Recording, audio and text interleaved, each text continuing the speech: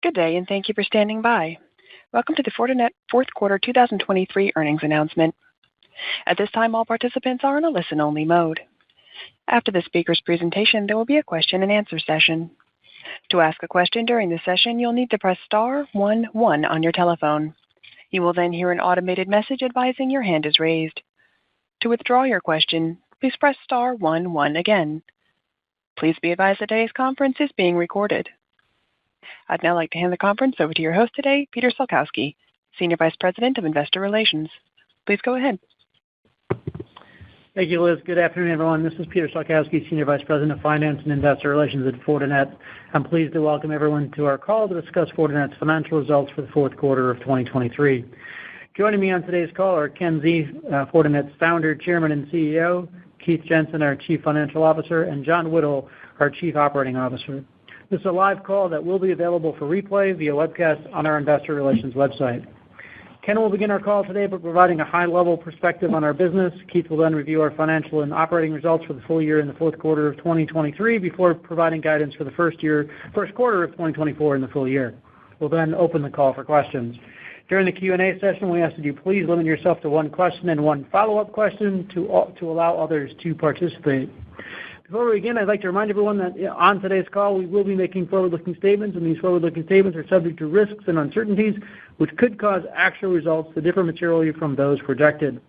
Please refer to our SEC filings, in particular the risk factors in our most recent Form 10-K and Form 10-Q for more information. All forward-looking statements reflect our opinions only as of the date of this presentation, and we undertake no obligation and specifically disclaim any obligation to update forward-looking statements. Also, all references to financial metrics that we make on today's call are non-GAAP unless stated otherwise. Our GAAP results and our GAAP to non-GAAP reconciliations are located in our earnings press release and in the presentation that accompany today's remarks, both of which are posted on the Investor Relations website.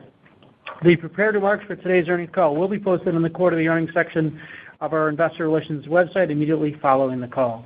Lastly, all references to growth are on a year-over-year basis unless noted otherwise. I will now turn the call over to Ken. Thank you, Peter, and thank you to everyone for joining our call. In Q4, total billing grew 8.5% to $1.9 billion, driven by increased focus on secure op, SASE, and improved execution for our sales team. We closed 6 eight-figure deals across 5 industry verticals. All 6 of these transactions, including all 3 of our SASE, secure op, and the secure networking solutions, illustrating our value of an integrated platform and that span across on-premise and cloud, as well as our FortiASIC technology advantages. Fortinet total addressable market across secure op, SASE, and secure networking is expected to increase from $150 billion in 2024 to $208 billion by 2027.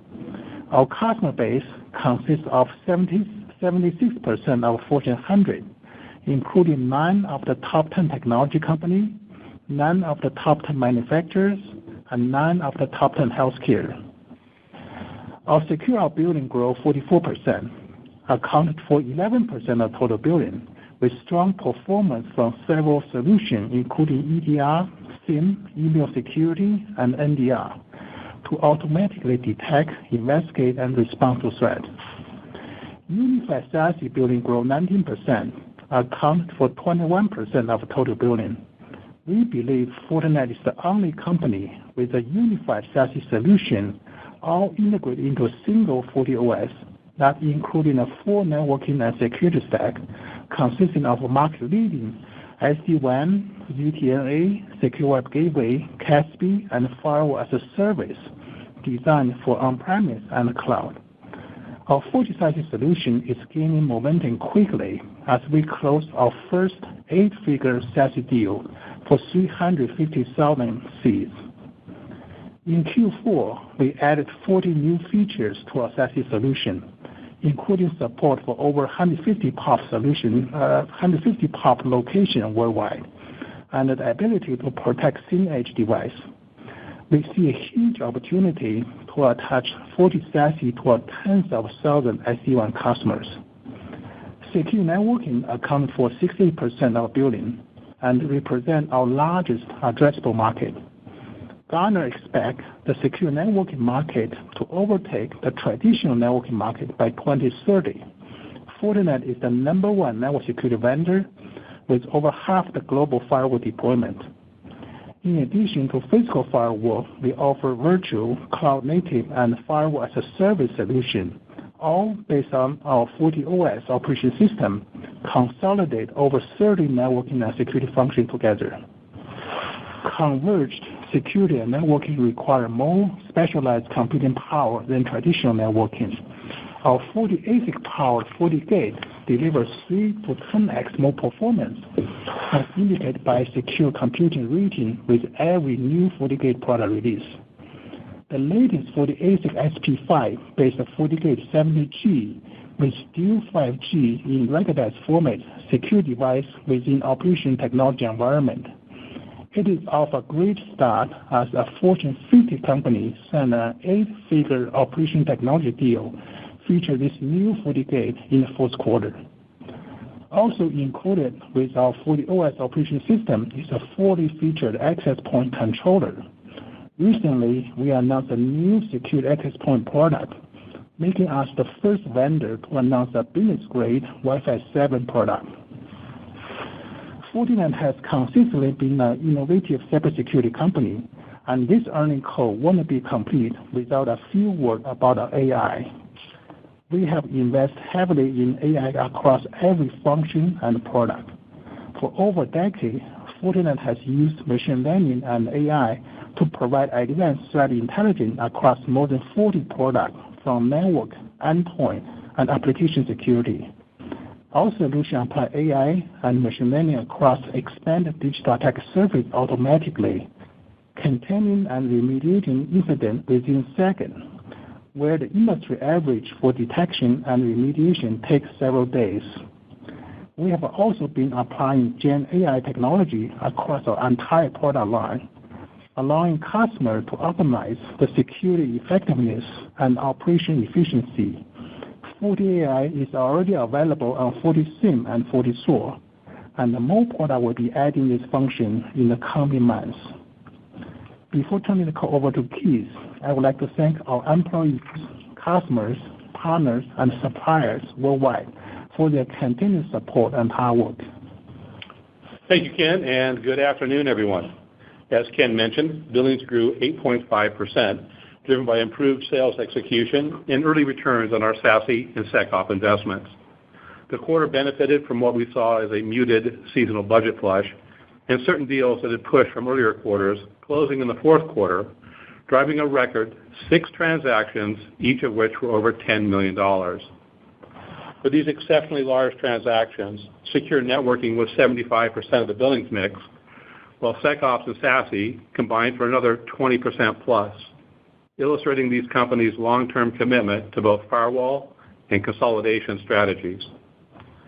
Taking a closer look at 3 of these 8-figure deals, one of these deals included mid-7 figures for SecOps and another mid-7 figures for SASE.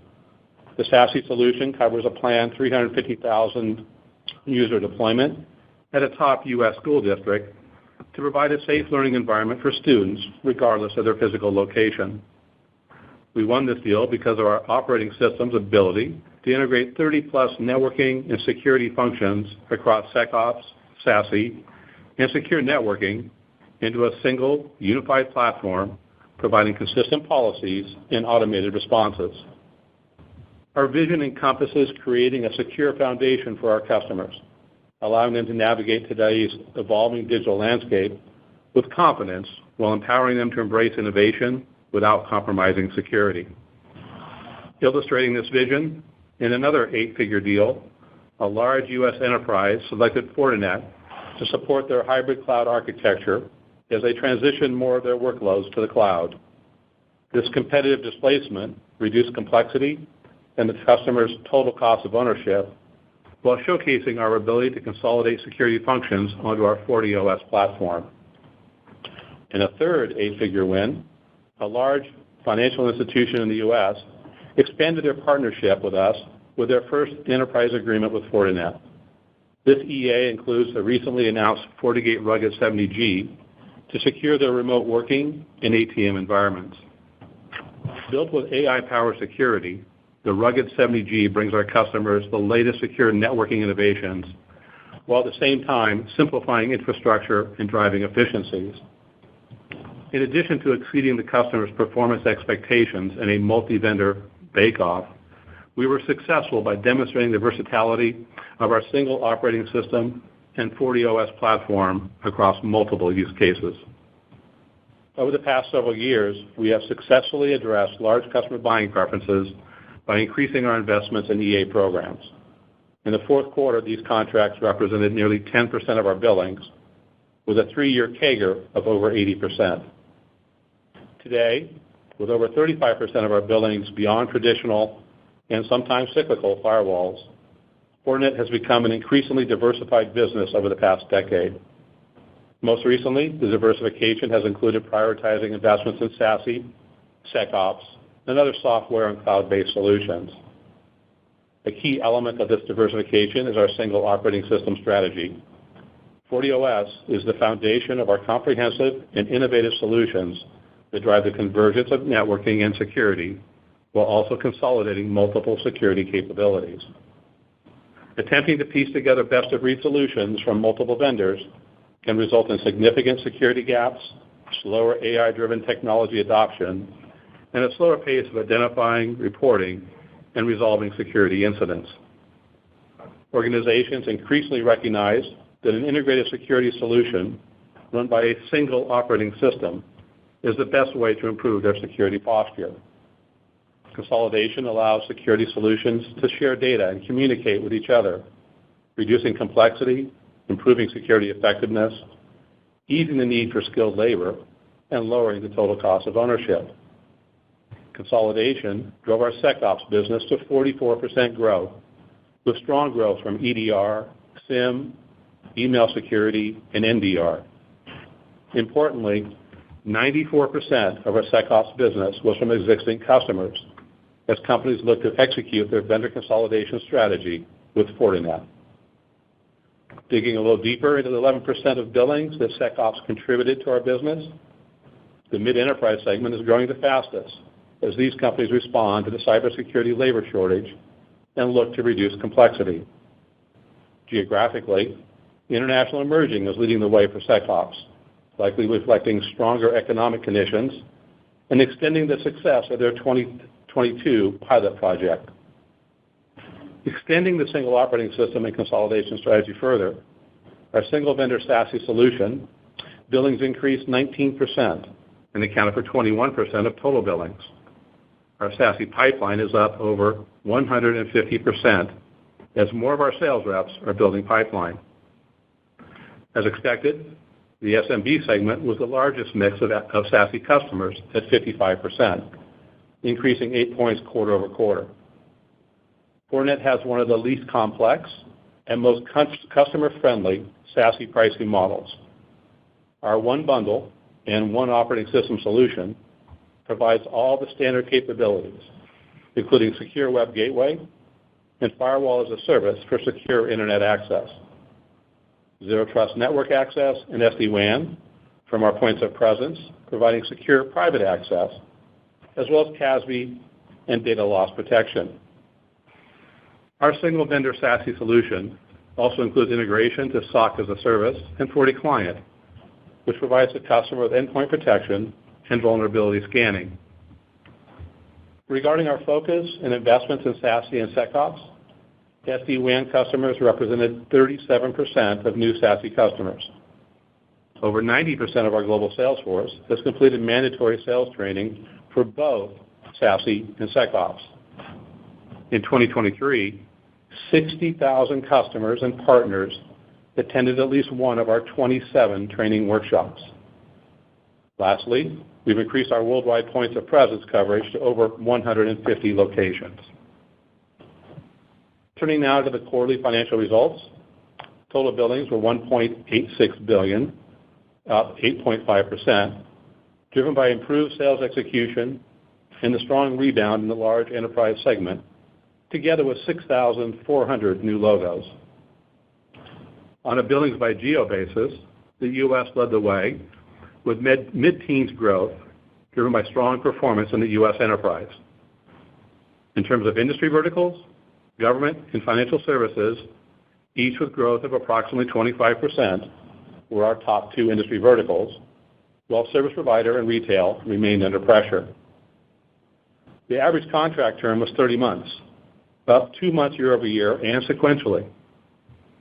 Adjusting for the 6 eight-figure deals, the normalized contract term was consistent year-over-year and sequentially at 28 months.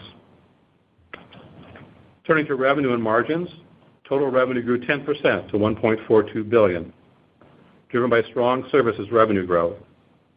Service revenue of $927 million grew 25%, accounting for 66% of total revenue, a mix shift of 8 points.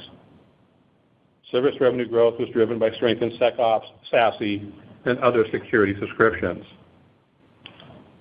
Product bookings were up, however, product revenue decreased 10% to $488 million due to a tough compare. Product revenue grew 43% in the prior year period, benefiting from the drawdown of backlog.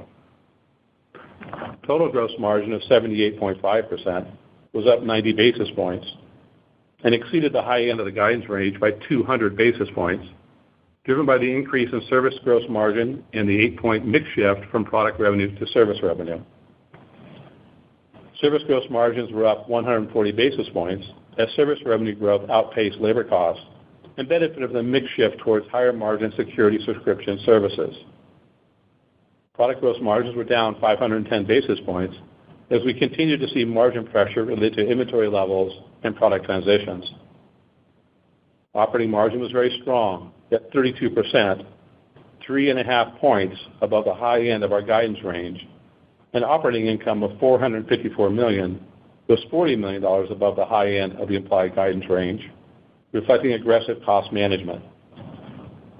Looking to the statement of cash flow summarized on slides 17 and 19, total cash taxes paid in the quarter were $341 million, including $210 million estimated tax payments that were deferred from earlier quarters in accordance with U.S. and California one-time regulatory relief, resulting in free cash flow of $165 million. Capital expenditures were $27 million.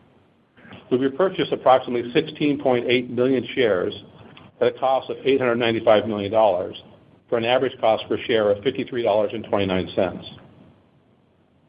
Moving to an overview of our 2023 full-year results, billings surpassed the $6 billion mark, totaling $6.4 billion and up 14%. Total revenue grew 20% to $5.3 billion, and we added over 25,000 new customers. Service revenue grew 28% to $3.4 billion, driven by a 33% increase in security subscriptions.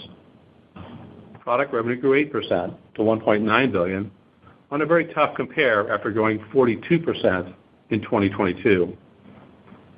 Gross margin was up 110 basis points to 77.4%, benefiting from the revenue mix shift to service revenue. Operating margin also increased 110 basis points to a calendar year record of 28.4%, resulting in operating income of $1.5 billion. The GAAP operating margin of over 23% continues to be one of the highest in the industry. Earnings per share increased 37% to $1.63. Free cash flow was a record at over $1.7 billion. Free cash flow margin was 33%. Excluding real estate investments, the adjusted free cash flow margin came in at 35%. For the year, we repurchased approximately 20 million shares at a cost of $1.5 billion for an average cost per share of $55.25. And as summarized on slide 20, Fortinet has returned $5.3 billion to shareholders via share repurchases in the past 3 years.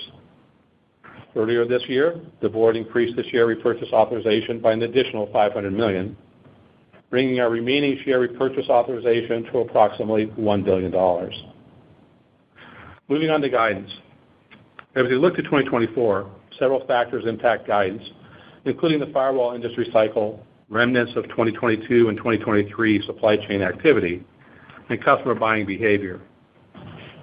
Prior firewall product life cycles that lasted approximately 4 years, with 8 quarters of higher growth followed by 8 quarters of slower growth. Looking at our bookings, the current product cycle decline started approximately 4 quarters ago in Q1 of 23, suggesting that we should experience the bottom of the cycle in early 2024. Worldwide supply chain challenges resulted in elevated purchasing and record backlog, distorting year-over-year growth comparisons and creating a period of project and product digestion. The backlog drawdown in the first half of 2023 provided a mid to high single-digit percentage tailwind to billings and low double-digit tailwind to product revenue growth for that period. The year-over-year product revenue comparisons in the first half of 2024 will be the most challenged, while we expect service revenues to grow sequentially in the low single digits in the first quarter and to grow sequentially at low to mid-single digits for the remainder of 2024. In addition, we expect product revenue growth will continue to be impacted by project and product digestion in 2024, and we believe the selling environment should improve in the second half of 2024 and into 2025. As a reminder, our first quarter and full year outlook, which are summarized on slides 23 and 24, subject to the disclaimers regarding forward-looking information that Peter provided at the beginning of the call. For the first quarter, we expect billings in the range of $1,390 million to $1,450 million, which at the midpoint represents a decline of 5.5%. Revenue in the range of $1,300 million to $1,360 million, which at the midpoint represents growth of 5.4%. Non-GAAP gross margin of 76.5 to 77.5%. Non-GAAP operating margin of 25.5 to 26.5%. Non-GAAP earnings per share of 37 to 39 cents, which assumes a share count of between 775 and 785 million. Capital expenditures of $220 to $250 million, including a real estate transaction that closed earlier in the quarter. A non-GAAP tax rate of 17%, and cash taxes of $30 million. For the full year, we expect billings in the range of $6,400 million to $6,600 million. Revenue in the range of $5,715 million to $5,815 million, which at the midpoint represents growth of 9%. Service revenue in the range of $3,920 million to $3,970 million, which at the midpoint represents growth of 17%. Non-GAAP gross margin of 76 to 78%. Non-GAAP operating margin of 25.5% to 27.5%. Non-GAAP earnings per share of $1.65 to $1.70, which assumes a share count of between 785 and 795 million. Capital expenditures of $370 to $420 million. Non-GAAP tax rate of 17%, and cash taxes of $520 million. I look forward to updating you on our progress in the coming quarters, and I'll now hand the call back over to Peter to begin the Q&A session. Thank you. As a reminder, during the Q&A session, we ask that you please limit yourself to one question and one follow-up question to allow others to participate. Operator, please open the call for questions. As a reminder, to ask a question, you'll need to press star 11 on your telephone and wait for your name to be announced. To withdraw your question, please press star 11 again. Please stand by while we compile the Q&A roster.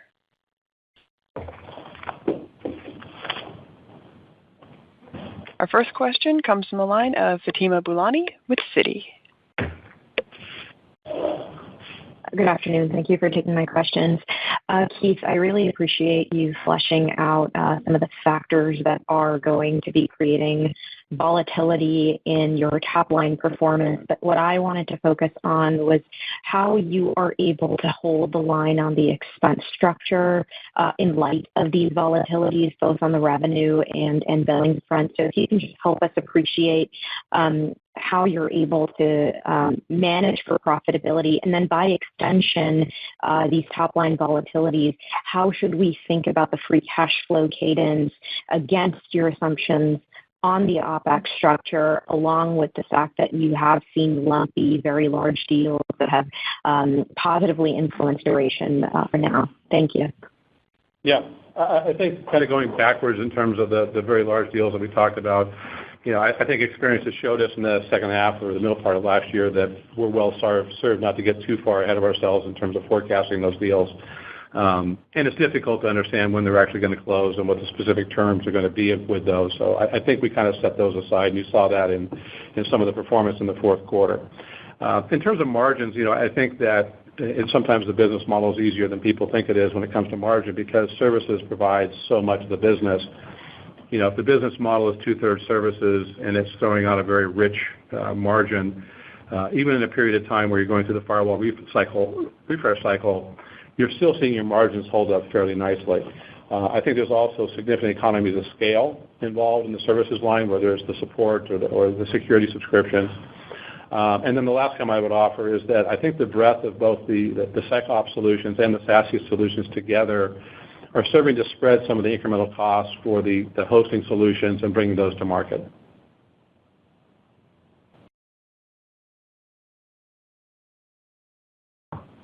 Team, you still there? Thank you. Our next question will come from the line of Hamza Fodderwala with Morgan Stanley. Good evening. Thank you for taking my question. Ken, over the last several years, we've seen some pretty significant increases in network traffic, whether it be more cloud adoption, more work from home, et cetera, and that's led to pretty healthy firewall refresh over the last several years. I'm curious, and I know it's very early innings, but how do you see sort of the adoption of generative AI, particularly in some of these hybrid contexts, impacting network traffic going forward? And do you think that that's going to incent more firewall refresh to secure that growing network traffic? Thank you. In the long term, definitely we see that Gen AI will increase the traffic a lot and also will automate a lot of security operation.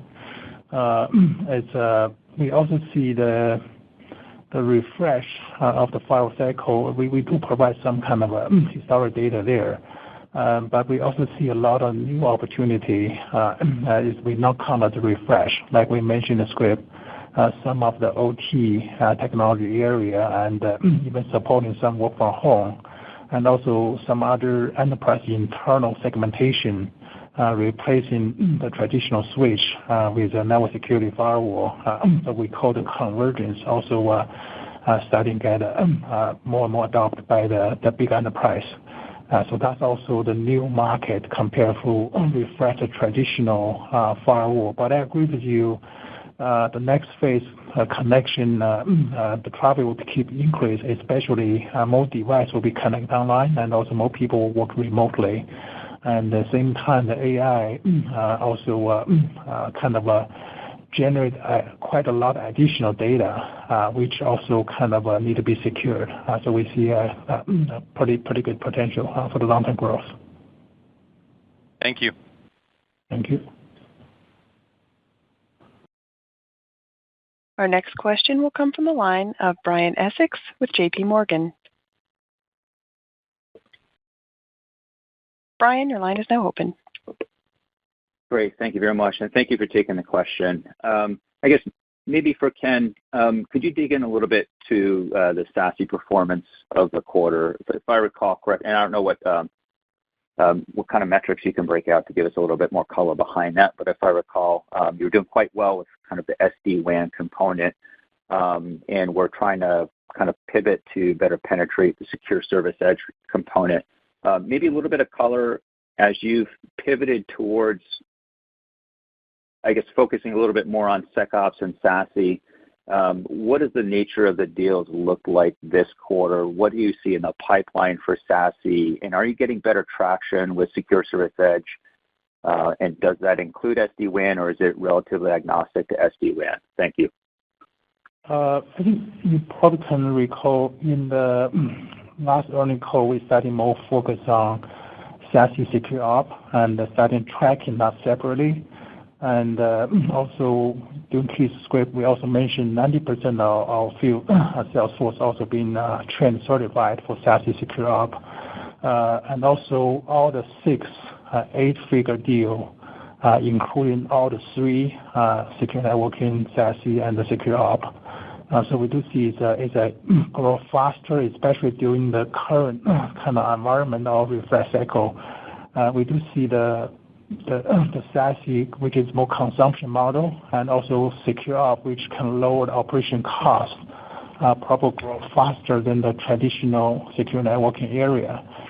So that's where we kind of redirect some focus, resource, more focus on these two areas. We see a pretty huge success, grow both the pipeline and also even the deal we closed some of the first 8-figure SASE deal, which also makes the field pretty excited. I think we do see this is we have some advantage actually.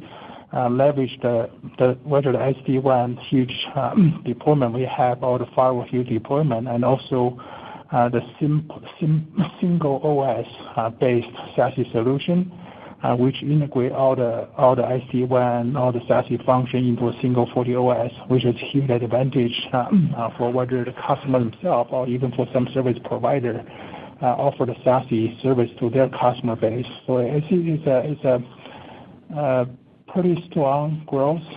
We see it's a pretty good move we have. Yeah, Brian, I would kind of follow that up with some of what the results, if you will, of what Ken just talked about. And to your point, I think you're kind of asking us if you focus more on the SSE element of SASE and less on SD-WAN, what does that mean? And I think that we have a pretty interesting horse race developing internally. If you look at what you would probably think of as the SSE component and the SecOps business, both growing in the 40% range. SecOps won the quarter. We'll see how SASE does, but they're very, very close at this point in time in terms of growth. And then I think the other metric we talked about the pipeline growth, and that 150% would really be around what you would think of as the SSE component. Got it. That's really helpful. We'll keep it to one and keep it efficient, but thank you so much, both of you. Appreciate it. Thank you. Thank you. Our next question will come from the line of Tal Liani with Bank of America. Hi, guys. I'll ask two questions together. It's easier. CapEx is going up materially this year. What is the outlook for free cash flow margin? What happens to free cash flow this year? Can you actually drill down to the CapEx, what drives the increase, and then what happens to free cash flow margin? The second question I have is on the business.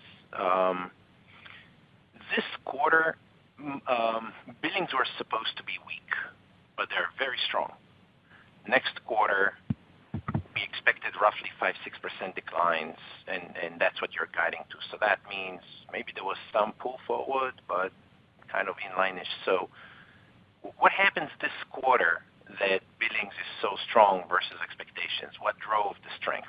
And why isn't it? Why don't we see it continue into the next quarter? Thanks. You want to take CapEx or deals? Hi, Tal. How are you? Nice. Thanks for calling in. On CapEx, I think we'll continue to build out both things that we need for our engineering team as we look forward, and best places to work and labs and so forth. So I think you're seeing an element of that. But also, our ability to continue to deliver the wide range of hosted solutions. I think those are the things that are driving CapEx. And as we said before, we know that there's a bias here of making real estate investment decisions with an eye as a long-term investor. And with that, the ROI over a longer period of time has always been very enticing to us. And I think to your second question on the spike that we saw in performance that we're very pleased with in the fourth quarter, and then what does that translate to in the first quarter? A couple things. One is, as we talked about during the call, the comps in the first quarter of 2024 are probably among the most challenging on the billings line and the product revenue line that we think we're going to see. And then I think also the read-through on doing 6 8-figure deals in the fourth quarter and being a record, obviously put a lot of tailwind into that fourth quarter number. We like 8-figure deals, but I don't know that we're really in the business of forecasting them each and every quarter as we go forward. Also, we kind of own probably high percentage of some infrastructure, some real estate than some of our competitors. That actually gave us much lower operation cost going forward. which also will help drive the future growth, especially on the service like a SASE. And that's also give us a better margin long term. And free cash flow, specifically because your stock trades on free cash flow, should we expect free cash flow to go down, or can you offset the increase in CapEx with something else? Well, obviously there's a lot of levers that come into free cash flow. I think that where we look at in terms of where the street was for free cash flow in 2024 for the full year, I think that's in the ballpark at this early stage. We don't really guide to free cash flow, as you know. But I think the puts and takes, one is CapEx, which is not all that far away from what we saw in 2023. But then you have the operating profits, the billings growth, et cetera. All the components that go into it. Thank you. Thank you. Our next question will come from the line of Gabriela Borges with Goldman Sachs. Good afternoon. Thank you. I'm looking to better understand the SASE dynamics that you're seeing at the lower end of the market versus the higher end. So maybe any commentary on the SMB part of the SASE pipeline, what you're seeing in terms of willingness and readiness to convert, what you're seeing in terms of competition, and what you're seeing in terms of average deal sizes, in terms of uplift when you get a SASE deal versus a regular firewall deal. Thank you. SMB is a pretty interesting. We're doing quite well in the SMB market, even for the traditional firewall, bigger than any other competitors. But also SMB has a pretty low percentage of a customer actually using any network security because whether the management costs or some other people costs, all these kind of things. So that's where SASE apply there, definitely helping some SMB customer. But also we see kind of the long-term combine both whether work from home or we pretty strong like a couple years ago in the retail branch office solution there, also helping us kind of doing well in SMB. And also the new product refresh, which leverage SP5. We're only half the way, probably towards the second half of this year, we have more product coming using the new SP5. That's also keeping a hands-up position there. It's a kind of, like I said, it's a SASE is more kind of consumption model. In the current environment, probably a little bit more attractive compared to a CapEx model. So that's where we see both SMB enterprise, they do have some more interest to do this kind of OpEx model. Maybe Keith and John, any additional? I would just say that the success we had in enterprise, is John Whittle, by the way, with the number of 8-figure deals and having over 500,000 customers out there, really bodes well both in enterprise and in the SMB market because we've got so many customers out there that are testing our product and so many customers that are providing feedback along the way to improve our products, that it's a real testament to the products and gives both enterprises and the SMB comfort in buying our products going forward. And you can kind of put yourself into a customer's shoes and you say, okay, some of the most discerning customers are spending 8 figures on these products and services, and we have strength in SMB and up market. I think that bodes really well for kind of the smaller segments of the market and the larger segments of the market going forward. I think that's a real headline from this quarter in terms of the real success we had with some of the most discerning customers out there. Thank you for the call. Thank you. Our next question will come from the line of Saket Kalia with Barclays. Okay, great. Hey, guys. Thanks for taking my questions here, and well done. Keith, maybe for you, I just want to talk about the shape of billings a little bit here in 2024. I think at the midpoint for this year, billings is about 2%, give or take at the midpoint. How should we sort of think about the exit rate on billings this year? I know that was something we talked about in prior quarters. I'm not sure if that's something that we could just revisit. And then maybe relatedly, it was great to get the segment detail, by the way, across the 3 segments. How are we sort of thinking about the rough growth ranges for those 3 segments as part of this guide? Yeah, I think on the billings trend, if you will, I would go back to our prior conversations about, the backlog created a headwind, if you will, in the first half of the year. And I think you heard some of the tone of that, if you will, right before I gave the guidance this year. And that would suggest that, our expectations are that, billings growth rates should be improving as we move through on a quarterly basis as we move through the year. I think we probably made it a little bit tougher on the sales team for the fourth quarter of 2024 by having such a strong fourth quarter of 2023. But I think they're going to do fairly well there. And then, I'm sorry, the second part of the question, Saket, was just on the three segments, right? Secure networking, SASE, and SecOps. It was helpful to get sort of the growth ranges for this quarter. I'm not going to hold you to it, but how do you think about sort of the relative growth rates for those three segments this year? Yeah, and maybe I'll answer that in the context of average contract term or duration, because I know there's a lot of concern or questions have been raised about, will that shorten the contract term? And you heard the data that we gave during the call. These two segments, we have a business that basically runs on average contract terms. We call it 2 years, 2.25, if you will. A SASE and SecOps business mix would probably be billing 1 year in advance when you look at the competitors and so forth. So that kind of gives you the range. It's going to take a while for SASE and SecOps to really impact that contract term or duration. And I think the read-through of that in terms of, we're excited about the opportunity with SASE and SecOps. If we have outsized growth there, we'll be very pleased with it. But I don't know that we're hanging our hat on something completely out of the realm of reality, if you will, for 2024 from SASE or SecOps.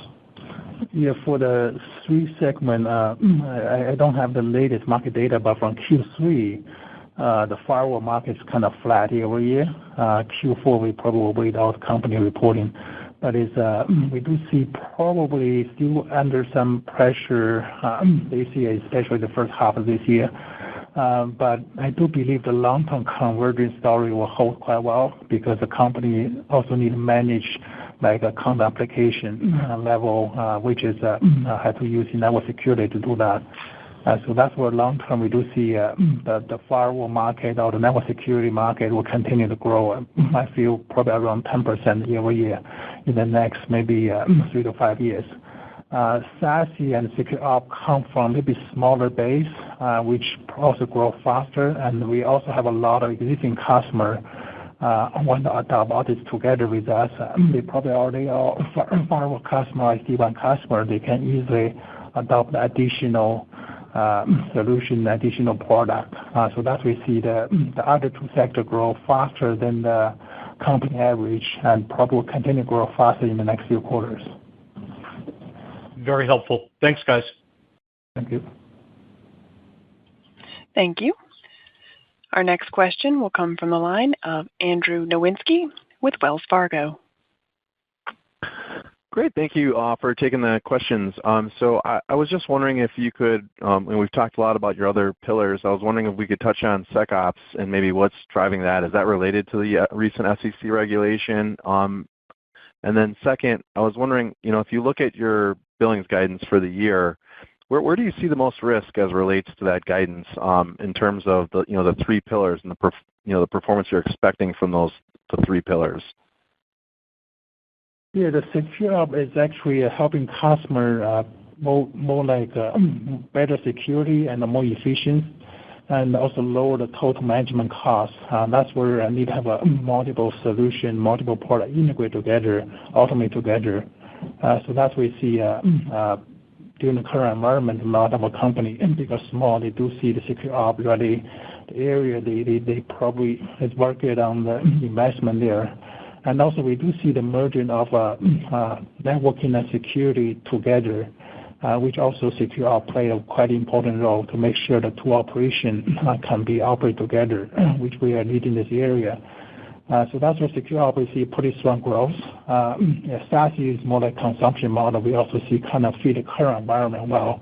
Even the cost could be a little bit higher than the appliance, but it's give the customer flexibility, and so that's we see that. Maybe John will answer. Yeah, and I think for SecOps, what we're seeing is the threat landscape out there is driving a lot the customer behavior as well. You see these ransomware attacks that are really debilitating to customers.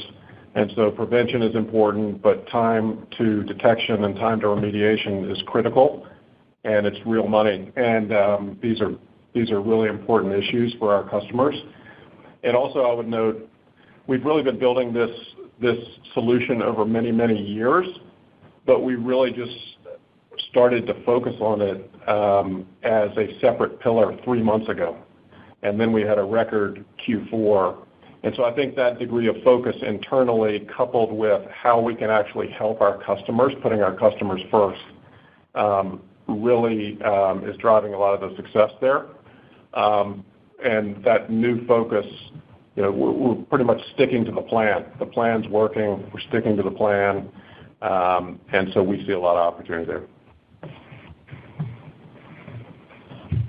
Thank you. Thank you. Our next question will come from the line of Brad Zelnick with Deutsche Bank. Great. Thank you so much. I think I've got one for John Whittle and one for Keith. First, just for you, John, given your recent appointment as Fortinet's first ever COO, can you talk about your perspective stepping into the role and how you plan to help drive Fortinet's business forward? And Keith, for you, in your guidance comments, you said for the full year that you expect the selling environment to improve in the back half and into 2025. And I'm not saying I disagree with you, but I'm just curious why you say that, and if it's just relative to the comments that you also made on the firewall cycle dynamics, or if it's something else, more broadly in the economy that you're expecting. Thanks. Thanks for the question. I'm really excited about the role. I've been working here for 17 years through a lot of growth, and my focus over those 17 years has really been learning from Ken and Michael and the team, and it's like an MBA on steroids. They're brilliant business people in addition to focusing on the innovation and the technology, which I think is a core differentiator for Fortinet. We are an innovation-first company. And I think our culture is really around what I call almost a straightforward meritocracy. And Ken and Michael drive this throughout the organization. And it's very straightforward. It's work hard, work smart, innovate, and put the customer first, and deliver results. And so I really like the culture. Obviously, I've been here 17 years. Some people say I need to get more creative with my career, but I really it really gets me excited to make a difference, and it's a positive difference. We're protecting our customers so they can get about their business. So I really like that. And in terms of how I can contribute, up until now, I've focused on legal and corp dev. I'm taking over corporate real estate. I'm adding systems, manufacturing, and logistics. And so I have a broad set of responsibilities. I also have always worked very closely with the sales teams. I will not be managing the sales teams, but I will continue to work closely. Teamwork is one of our top 3 culture items here. And we're not really boxed in here in a way. We really work together, and so we've got great sales leaders, and I look forward to working with them. We've got a huge opportunity to grow. We want to grow and capture that opportunity by putting the customer first. I want to support that, and to the extent I can help the team, I want to do that. To Fatima's question earlier, we're also very disciplined on the cost side. And as Keith said, we have this services model where we have a lot of visibility based on the deferred revenue on the top line, but we also are very disciplined at kind of managing and monitoring the costs on a real-time basis. And, sometimes you can control the costs, more quickly than other things. And so what I've noticed is, we're very good at kind of managing that on a real-time basis, and we'll continue to do that as well. Welcome, John. Thank you. Thank you, John. And John also helped us form the company culture on the very beginning, which is teamwork and also openness and also innovation. So we'll continue to maintain this culture and keeping growing the company together. And then quickly, Brad, on the other, yes, obviously the view of the firewall cycles has a part of it, but I think probably more to the point is the digestion of products and projects. And if you look back at where the peak was of firewall purchasing and you kind of play that out, you should be coming to its logical end of deployment cycles. Great. Thank you, guys. Thank you. Our next question will come from the line of Keith Bachman with BMO. Hi, many thanks. And Peter and Keith, thank you again for the disclosures on the segments within billings. It's very helpful. Two questions. One is on strategy and one is on guidance. Ken, on the strategy question, I wanted to ask you on your perspective on the unified SASE, excluding SD-WAN and SecOps. There's two broad variables that I think about. One is go-to-market, and one is product or R&D. You've clearly increased the go-to-market efforts surrounding unified SASE and SecOps.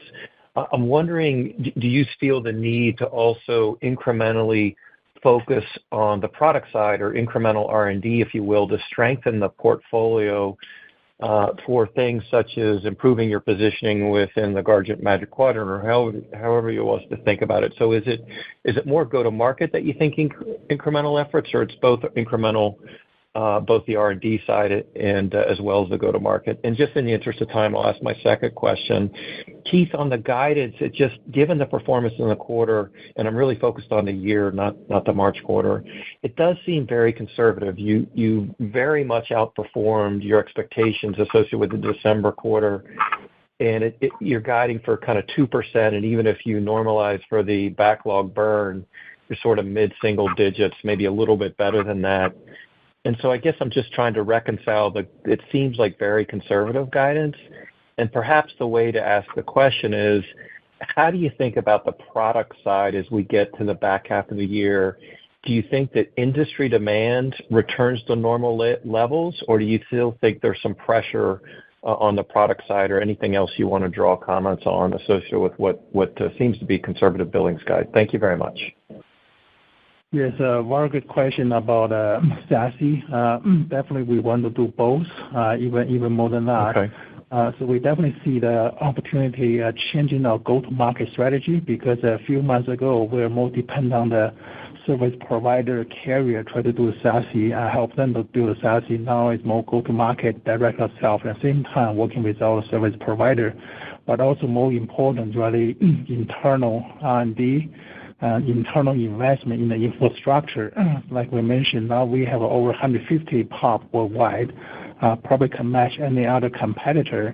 At the same time, the function, the innovation, and also put all the SASE in a single OS. And then a lot of functions starting using ASIC to accelerate. And that also make our SASE solution much better, more advantage compared to other competitors, and also more easy to deploy, more easy to manage. So we see it's definitely a huge opportunity for SASE. It's not just SASE using the traditional cloud approach, but also on-premise SASE, the private SASE. So we see a lot of opportunity for SASE going forward, both on the technology, which we also work at our innovation on developing technology. At the same time, the go-to-market strategy, once we focus, we see huge success behind. Yeah, and just on the guidance, Keith, I appreciate the thought after kind of a tough middle of the year last year for us. So for me, I think keep in mind that we do probably have between $150 and $200 million of headwind related to backlog or year-over-year comparisons, if you will, the backlog impact in the year. I think also in some of the commentary that we provided right before guidance, where we talked about the relative impact specifically to product revenue and what you should see from service revenue for the year. You can kind of get a sense of what we're thinking about for product revenue. I do see that some opportunities on the service revenue line with things that come from SecOps and SASE in the year. But I think all in all, I think where we're at right now in terms of the full year guidance number is an appropriate number for us. Okay. All right. Many thanks. Congratulations, guys. Thank you. Thank you. Our next question will come from the line of Ittai Kidron with Oppenheimer. Thanks. Hey, guys. Couple for me. First, on the comp side, as you move into 24, can you share a little bit more color on the changes you're making or have made to the sales comp, and what kind of incentives have you laid in place in a way that's different than 23? And then on the competitive front, just given where you're positioned on SecOps and SASE, I think you've talked about kind of more mid-enterprise on the SecOps and more SMB is the largest category in SASE. Can you talk specifically on who do you see more as competition in those categories? Because you don't seem to kind of stretch the entire customer profile or regions, frankly. So we'd love to get a little bit more color into who do you see more versus less in those categories. Thank you. Yeah, we kind of keeping improving the sales comp plan and also try to line up what's the company goal and what's the field sales, and also how we can more kind of tie together and success together. So that there's some modification of the comp plan, which move towards the company long term, both on the growth on the margin and also reflect more on some kind of a like a service-based kind of model there behind. So that and also kind of keeping invest in the sales force and also kind of making the structure more efficient. That's other area, and also training the sales and make sure because there is a lot of new area, whether the SASE secure op do need a lot of training. That's also the big enhancement we are kind of goes right now. Yeah, I'd probably add to that as well, just a couple of things, on the comp plan conversation. This is the time of year where comp plans go out, and I think every company seems to make some changes. I think the real thing that jumps out at me this year is that I think after the 2023 results, the quotas are probably a little bit lower on an individual basis than they have been in the past, and we've probably put some things to work in the other direction on it. But to Ken's point, we really want to make sure that we're investing in building on this sales team, and making the adjustments in the quota for 2024, I think is appropriate. On the SMB and SASE, or pardon me, the SASE and SecOps conversation, and I think it goes back to some of Gabriella's question before. They're out, at this stage, they're really shaping up in terms of having different customer mixes. The SMB portion of SASE was about 55% of the business, and we're not surprised to see us having very, very early success there. We're pleased with the development and the feedback we're getting from third parties about the success of the SASE product, but that together with our SD-WAN customers is the logical place to see success. On the flip side, SecOps is almost the opposite, with large enterprises providing about 55% of the business. And I think the read-through to that is all about consolidation. Where you're really going to have successes, and it ties into the mix of repeat customers, i.e. firewall customers are now buying the SecOps products, being very, very high. And that's what we would expect out of both of those business segments. Yeah, and maybe for all field sales, and also sometimes even for partner, if they sell all three solutions, secure networking, SASE, and secure op, they get more comp compared to only sell one or two solutions. So that's the additional incentive we offer to the field. Maybe as a follow-up, Keith, how much of the opportunity here in SecOps and SASE is outside of your customer footprint? Is the vast majority of traction here just with your existing install base, or it also pulls you outside? Yeah, given as John pointed out, we have over 500,000 customers, so I'm okay with the install base, right? And I don't think that's anything new. For several years, we've talked about new logos, representing large numbers, hundreds, thousands of new logos, but they've never really been more than 10% of the business. So I don't think that this is really going to change with that. I expect that the firewall is such a compelling product because of the price or performance advantage, because of how more and more security have embedded into the operating system, and the ASIC empowers that I'm not a salesperson. If I was, I'd probably be looking for those opportunities in the white space accounts. And then you want them, like any other enterprise company, to come back and sell more into that company. And that's really what you're seeing with the SecOps and SASE products that Ken and John have been talking about. Thank you. Thank you. Our next question will come from the line of Adam Tindall with Raymond James. Okay, thank you. Let me see if I can get everybody involved here. So, Ken, I wanted to start with SASE and SecOps was obviously a key pivot point on the last call. As you focus on that more internally, could you summarize your competitive advantage technologically in those areas? And John, logistics from a sales perspective, I know that's been kind of kicked around, a % of quota retirement might be related to those areas. What did you land on for logistics? And lastly, for Keith, expectations for sales productivity as a result of that pivot towards SASE and SecOps. Just wondering your early observations on what you've seen, because it looks like you do expect total margins down, but I think it's somewhat related to gross margin, not much efficiency drain. So just what you're seeing from a sales productivity perspective as you pivot to those areas. Thank you. Yeah, for SASE, we are the only company we believe who has all the SASE function, SD-WAN, all the CASB, web, file service, all in a single operation system, can be deployed on-premise using AC for accelerate or using a cloud format there. So that's a huge advantage both for the customer, for the service provider. I think on the secure ops side, we also, most of the product we internal developed, whether from endpoint or from all these different email application, web, all these things, is because when we internal develop, it's integrate, automate much better than other competitor, more comfort acquisition, which is a separate product that's more difficult to integrate, automate together.